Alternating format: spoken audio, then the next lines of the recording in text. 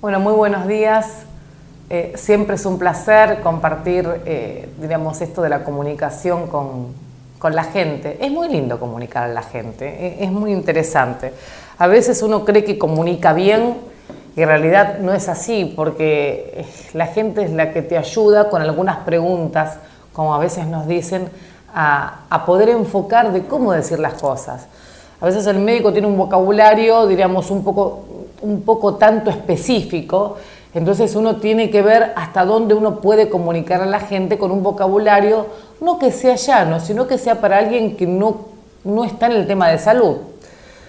En realidad, hoy no vamos a hablar de ningún tema, porque venimos hablando bastante variadito con el varón. Ya le va a tocar a la mujer, pero quería comentar dos cositas. En el 2017 estuvo el Congreso Americano en Boston, en la IUE, el Congreso Americano de Urología. A mí me tocó hablar, voy a sacar 2 o 3 slides de esto, cómo resolver las disfunciones sexuales producidas por las comorbilidades. Es un tema bastante, cómo resolver disfunciones, hay bastante terminología. Pero lo saqué un poco del archivo, porque sé cómo resolver las disfunciones sexuales producidas por comorbilidades. ¿Qué significa? Resolver la disfunción sexual, pero las comorbilidades son aquellas enfermedades que se van sumando en el individuo. Por ejemplo, la diabetes, por ejemplo, la hipertensión, por ejemplo, los factores de riesgo como el cigarrillo, el alcohol. O sea, ¿cómo podemos resolver una función sexual sin tratarlos, pero bajando esas comorbilidades? Y quería decirles que la función sexual tiene que ver con la edad. Tiene que ver con la edad. ¿Por qué?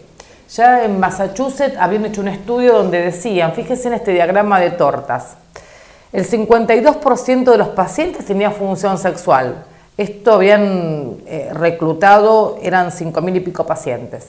El 48% no. Ahora, de estos con función sexual alterada, los que tenían una disfunción mucho más severa, eran menores que los que tenían una mínima disfunción sexual, porque se divide en mínima, moderada o severa.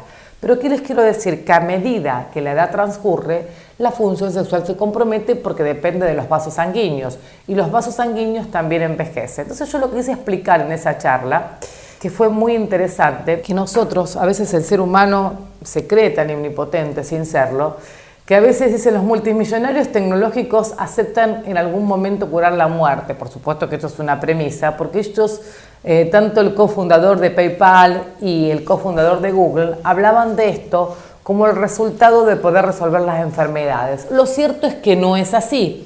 Lo cierto es que uno puede llegar a una determinada... Acá hay 2 flechas, 2 rectas. Una recta, diríamos, que va a pique, y otra que para llegar al mismo punto se mete en un ovillo. ¿Qué significaba esto? Yo lo quise hablar. Que uno dentro de esto va a tener que pasar circunstancias para poder llegar al mismo punto. Y con la edad, ese ovillo tiene que ver con que tengo un poco de diabetes, con que tengo un poco de presión, con que tengo un poco de esto, y eso hace a que la llegada no sea 100%. Llegamos con algunas dolencias.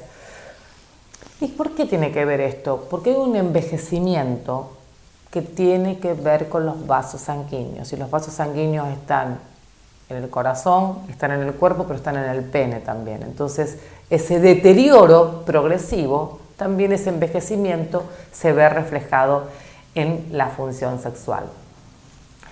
Hoy la gente lo único que quiere es ser joven, la gente quiere no tener problemas porque piensa que el ser humano es una máquina. El ser humano no es una máquina, el ser humano tiene un proceso biológico acompañado del tiempo que necesita por ahí ser restaurado. Por ahí uno está bárbaro por fuera, digo, chapa y pintura, pero por dentro puede haber algunas dolencias. Y muchas de estas causas, fíjense esta estadística muy interesante, en el 2025 la población fuerte va a ser la población I, va a ser la población que ahora está, que es una población de niños justamente. Y esa población de niños tiene muchos factores de riesgos que hoy no se están pesquisando. Por ejemplo, fíjense, pasan 4,4 horas frente a una pantalla, por lo tanto esto tiene que ver con un sedentarismo. Cuelgan los botines, esto es una imagen de colgar los botines, el 25% tiene menos actividad en lo que es deporte. juegan con iPad, con iPhone, bueno, con lo que estamos, o sea, y estos chicos tienen una menor actividad física. Eso directamente se ve impactado en el organismo. Por eso que hay que cuidar mucho esta población. En algún momento vamos a hablar de la generación, o sea, que me interesa mucho, la generación X, la generación Y y la generación Z que se viene. Y que esas generaciones, así como una vez dije en un programa anterior que el tabaquismo no es lo que realmente preocupa, porque la incidencia es menor en el grupo de jóvenes, los jóvenes no fuman tanto, pero tienen otras dolencias que vamos a tener que ver porque son las que van a impactar posteriormente en algunas enfermedades. Una de las enfermedades que impacta mucho bueno, la diabetes, la obesidad, la hipertensión y la dislipidemia. Este slide yo lo llamé los 4 villanos, que se sienten y se sientan de espalda, pero que de alguna manera van corrompiendo lo que es el organismo. Esto lo había hablado un canadiense, el doctor Porce, en un congreso en Perú.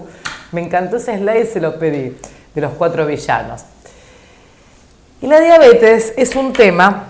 No me voy a meter en diabetes porque no soy diabetóloga, o sea, no estoy en el tema, pero sí que la diabetes lo que hace es que el 50% de los hombres con diabetes presenten una función sexual alterada.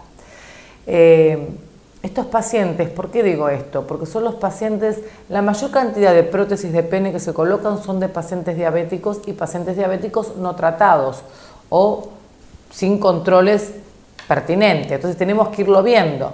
Dice, la consulta por disfunción sexual permitió el diagnóstico inicial de diabetes en un 12%. O sea, un paciente que se sienta y viene por disfunción sexual en una consulta, los que hacemos estos corroboramos que el 12% ni sabía que era diabético y vino a consultar por la función sexual.